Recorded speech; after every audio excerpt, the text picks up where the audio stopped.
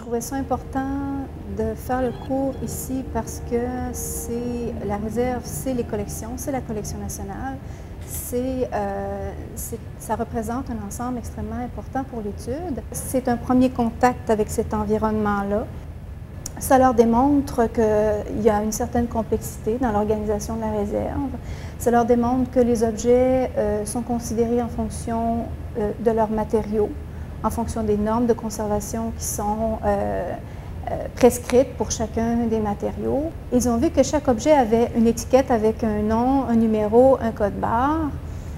Le code barre pour les retracer, l'étiquette avec le numéro pour les identifier. Il y a tout un processus qui implique des connaissances et aussi qui démontre l'importance des états qui nous permettent de retrouver toujours les objets.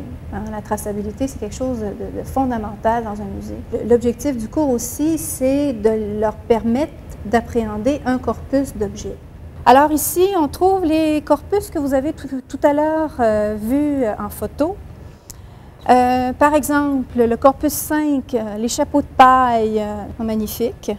Les petites chaussures chinoises, j'ai choisi, avec mes collègues conservateurs, on a choisi des petits corpus de 3 à 5 objets, facilement manipulables, pas trop complexes, pour justement cette initiation-là, cet exercice pratique-là. C'est un exercice d'identification des objets pour arriver à le nommer de la façon la plus précise. Je leur ai offert toute une documentation pour qu'ils puissent fouiller à l'intérieur des thésaurus, des différentes études qui existent sur la culture matérielle, de manière à ce qu'ils puissent avoir aussi un premier contact avec les outils et les références. C'est le but de faire le premier cours à la réserve.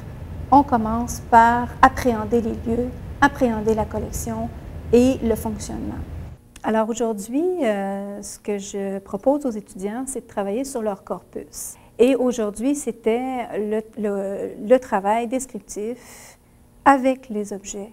Ils devaient examiner les objets, les identifier, les mesurer, prendre des photos, trouver les fabricants, faire une observation fine de toute la matérialité de l'objet, parce que ça peut donner des informations qui nous amènent sur des pistes pour connaître un peu plus la vie de l'objet, si tu veux. Ça vient tout de Londres aussi, donc faire des liens avec d'autres pays aussi, là, les chapeaux qui venaient ici, portés par des Québécois, mais faits ailleurs, donc vraiment intéressant.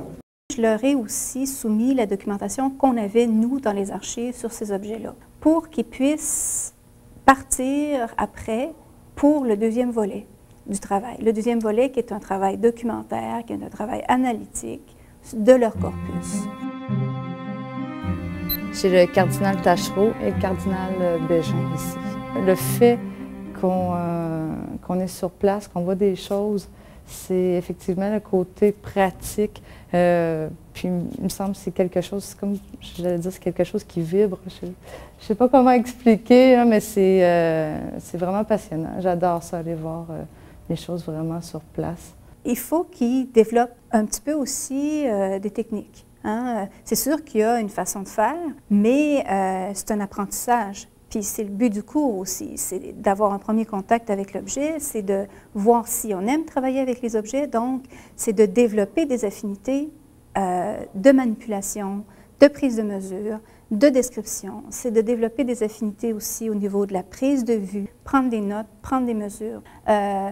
Et donc c'était ça aujourd'hui, c'était vraiment de travailler sur leurs objets, de les observer, de les regarder sur toutes les coutures, si on peut dire, pour dégager le maximum d'informations à partir de l'objet comme tel.